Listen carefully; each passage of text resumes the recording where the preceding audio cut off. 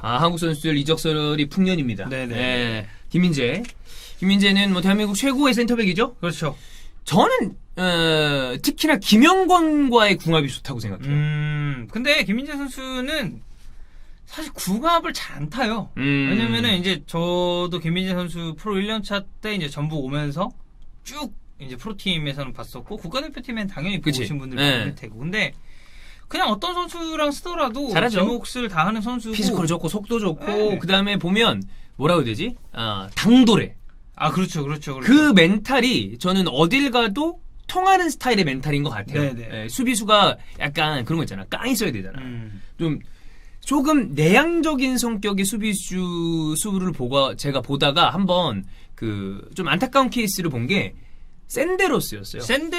필리프 샌데로스. 그러니까 그 선수가 굳이 따지자면 되게 당돌하고 멘탈이 강력한 스타일이 아니었거든요. 근데 생긴 건 졸라 빡세게 생겼는데. 생긴 건 샤페이처럼 생겼죠. 네. 샤페이가 뭐예요? 주름 많은 강아지. 약간 눈도 처지고 조금 솔직히 말해서 언뜻 보면 키도 크고 그래서 그렇지 조금 순한 강아지처럼 생겼어요. 그런가? 그 이미지가 너무 강해서 그런 것 같아요. 그 스위스전.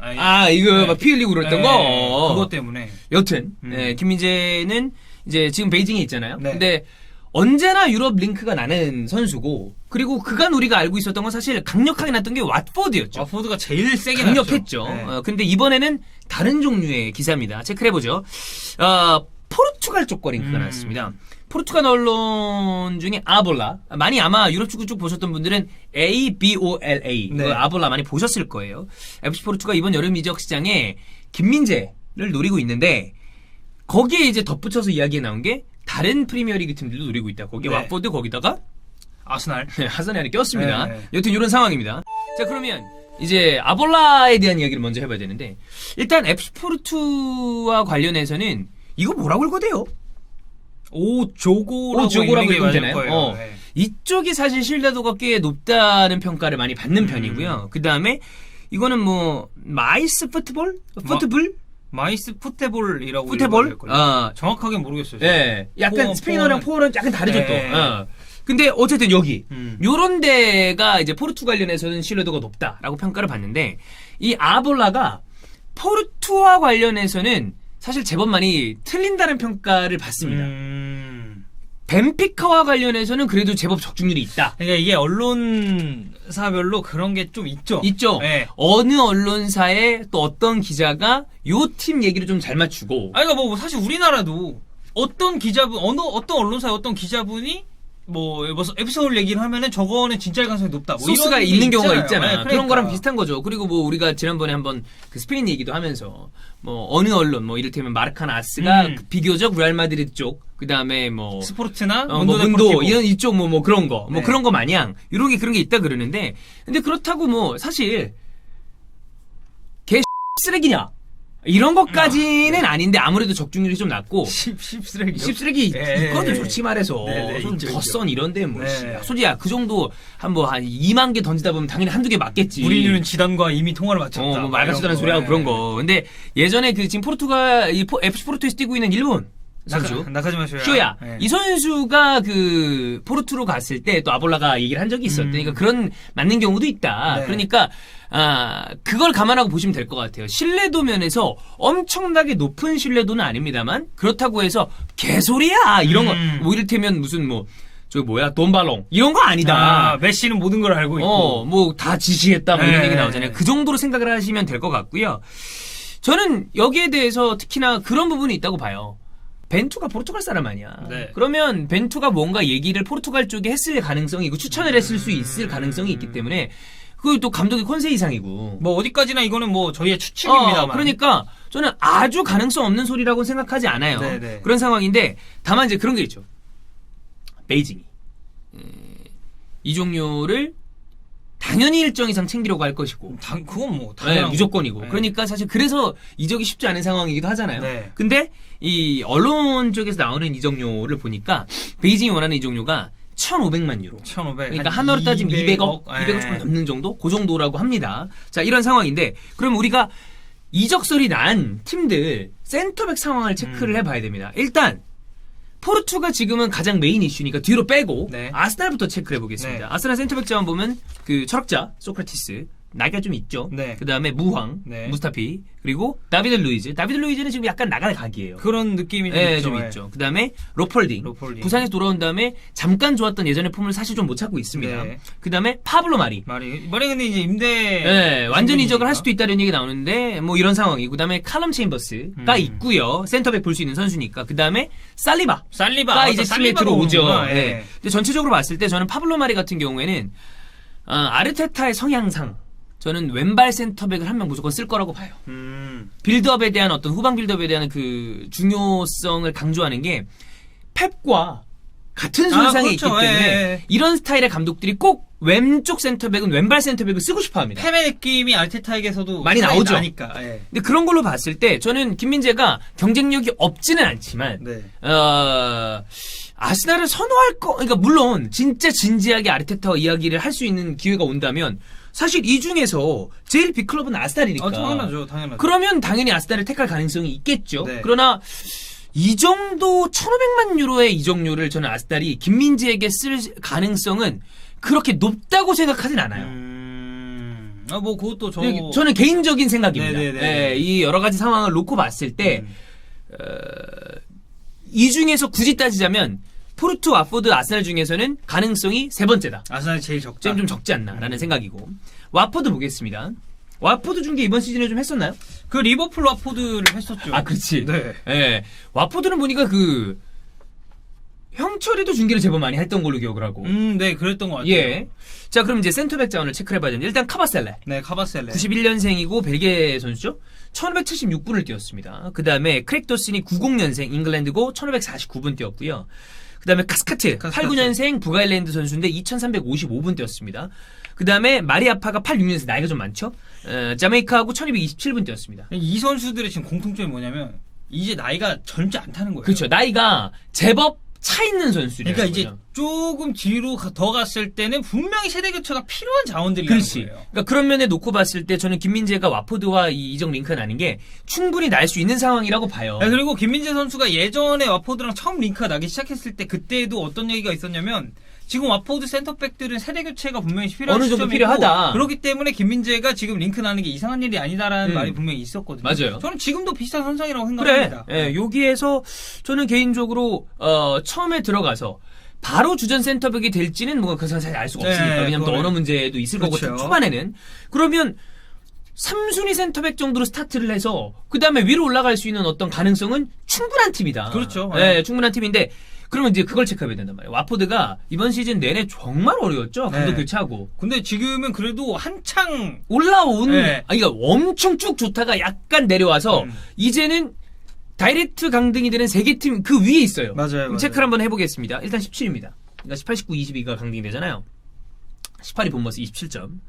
19위 빌라 25점인데 한 경기 덜 치렀습니다. 맞아요. 그 다음에 20위 노리치 21점. 사실 노리치가 좀 어려워 보여. 노리치가 제일 쉽지 않아. 갭이 좀 있죠. 좀 있어. 근데 이렇게 봤을 때 아직까지 안전하다고 보기는 어렵습니다. 이거는 끝까지 굉장히 위험합니다. 끝까지 가봐야 돼요. 근데 만약에 와포드가 챔피언십으로 간다. 그러면 김민재 입장에서 사실 구미가 좀 떨어지죠. 그러니까 큰 메리트가 사실 사라지죠. 그렇죠. 왜냐면은 그러니까 예를 들어 저희가 지금 포르투 얘기를 계속 하고 있습니다만 챔피언십으로 강등된 와포드와 포르투갈 리가의 포르투 이렇게 두 개를 따졌을 때는 솔직히 포르투 쪽이 구미가 훨씬 포르투 가야지. 포르투로 가야 돼요. 네. 왜냐하면 이따 얘기하겠지만 챔피언스리그에 나갈 가능성이 굉장히 높은 팀입니다. 포르투는. 그렇잖아요. 네, 그렇죠. 뭐 벤피카, 뭐 스포르팅, 브라가 이런 팀들이 있지만 언제나 챔피언스리그에 우리가 항상 주로 보는 팀들 중에 하나 아니에요. 맞아요. 그러니까 이번 시즌은 좀 콘세이상 감독에 대한 어떤 좀 불만도 있는 것 같고 포르투 팬들 얘기를 들어보면 근데 어쨌거나 근데 와포드는 현실적으로 챔피언스리그는 불가능에 가깝죠. 그렇죠. 그런데 심지어 챔피언십에 간다? 그럼 메리트가 엄청 떨어지죠. 메리트가 많이 떨어지지. 그런 상황이다라고 볼 수 있고 자 그럼 포르투로 가겠습니다. 센터백 자원 체크를 해봐야 됩니다. 일단 페페. 그 페페입니다. 맞아요. 깡페페. 그 페페예요. 83년생. 근데 예전에 보니까 김민재 인터뷰에 페페 좋아한다는 얘기를 했던 것 같은데. 그런가? 왜 못 본 거 같지? 뭐 언뜻 이게 지나가면서 정확하지 않습니다. 근데 여하간에 이번 시즌 리그에 1,400분을 뛰었는데 83년생이에요. 나보다 형이야. 2살 형이네. 그러면 이제 점점점 사실 언제까지 할지도 모르고 그런 상황이고. 은벤바. 안덜레르트에서 뛰는 거를 본 분들이 제법 있을 거예요. 그리고 왜 은벤바가 기억이 나냐? 뉴캐슬에서 뛰었었거든. 근데 맞아요. 그때 그냥 그랬어. 네네. 예, 그래서 이번 시즌 1360분 뛰고 있는데 이번 시즌 평가가 그리 썩 좋지는 않더라고요. 그리고 이반 마르카노. 87년생입니다. 스페인 선수고 19년 1월 로마에서 왔는데 이 선수는 2070분 출장이니까 주전이야. 근데 십자인대 부상. 큰 부상을 당했어요. 그리고 디오고 레이테 이 선수는 99년생이니까 김민재보다도 어린 선수예요. 포르투 그렇죠, 유스야. 그렇죠. 그런데 아주 어린 선수죠. 그러니까 장기적으로 보고 키우고 있는 그렇지. 선수네. 이번 시즌에 전체적으로 봤을 때 센터백이 큰 문제가 있다고 평가를 받는 팀이 포르투인데 여기에 김민재라면 저는 이거는 가자마자 주전을 차지할 가능성이 있다. 그리고 보면 그거 있어요. 포르투가 펠리피라거나 뭐 망갈라라거나 네. 이런 선수들을 그래서 딱 이제 빅클럽에 탁 파는 스타일이잖아. 근데 남미에서 좋은 선수들 발굴을 되게 잘해오잖아요. 싼 가격에. 네네. 근데 비싸게 데려오니까 사실 이 정도면 적은 금액은 아니거든요. 1,100만 유로면. 네. 근데 이렇게 데려와서 이 선수를 더 비싸게 파는 케이스들도 있습니다. 그러니까 포르투가 사실 원조 거상. 개 거상이죠. 네. 슈퍼 거상. 세비야와 거의 이제 항상 거론이 됐었던 그렇지. 거상 클럽이니까. 언제나 리옹도 그렇고 뭐 네. 거상들 중에 하나 아니야. 근데 여기에서 만약에 약간 가격을 주고 데려오면 이거보다 더 비싼 가격에 파는 케이스들도 있기 때문에 저는 이 빅리그 진출을 한다고 봤을 때 그리고 포르투에 지속적으로 있다고 하더라도 챔피언스리그에 진출할 수 있는 가능성이 있어서 좋은 것도 있고 여기에서 챔피언스리그에 좋은 모습을 보여주면 빅리그로도 갈 수 있는 거고. 저는 개인적으로 일단 1순위는 좀 프리미어리그로 갔으면 좋겠다는 생각이 있긴 나도 합니다만. 그건 있어요. 그러니까 만약에 와포드가 잔류를 해. 네. 그러면 난 와포드에 오면 사실 좋을 것 같아요. 왜냐면 우리가 좀 보기 좋잖아. 사실 그렇죠. 포르투갈 리그는 보기가 여간 좀 쉽지가 않아요. 그리고 포르투갈 리그로 가게 된다면 아마 스포츠비가 그걸 또 살 거기 때문에 아, 제 그렇죠. 입장에서도 굉장히 그 준비 누군가 시간대가 하겠지. 제가 될 가능성은 거의 없다고 보시면 됩니다. 왜냐면 한국 선수 경기는 이제 조금 이제 또 연차 있으신 그렇죠. 이게 분들이 많이 하시니까. 네네네. 근데 챔피언스리그에 나갈 수 있다는 점은 분명히 장점인데 그렇죠. 시간대가 이를테면 우리 황의조 네. 와 프랑스 리그 진짜 보기 어렵거든요. 어렵죠. 쉽지 않아. 네. 그러니까 보는 시간대로 따지면 피엘이거든. 그러니까 김민재도 똑같아요. 포르투갈 리가 가면은 이 시간대도 시간대고 쉽지 않아. 이제 예를 들어서 뭐 저나 형철이 같은 경우는 이제 김민재가 경고 누적으로 결정하는 포르투 경기 이런 거 이제 저희가 할 가능성이 굉장히 높거든요. 그러면은 진짜로 할 말이 많이 없습니다. 그러니까 뭐 또 포르투 팬분들도 있으실 거고 네. 나름의 재미가 있지만 전체적으로 봤을 때 축구를 라이트하게 즐기는 분들 입장에서는 한국 선수가 안 나오면 일단 주목도도 조금 떨어지는 게 있어요. 그리고 이제 사실 저희 입장에서도 PL로 가면 사실 좀 좋긴 하거든요. 그렇죠. 그런 게 있긴 한데 어쨌든 김민재도 이게 사실 문제는 이제 베이징이 이적료를 세게 부르니까 어떻게 될지 모르겠는데. 그리고 베이징도 이게 적은 금액을 투자한 게 아니기 때문에. 그렇지. 뭐 그건 이해는 가요. 베이징 입장에서는 당연히 그럴 수 있다고 봐. 당연히 메이크센스 하는데 이제 한국 팬들 입장에서 아쉬운 거죠. 그렇지.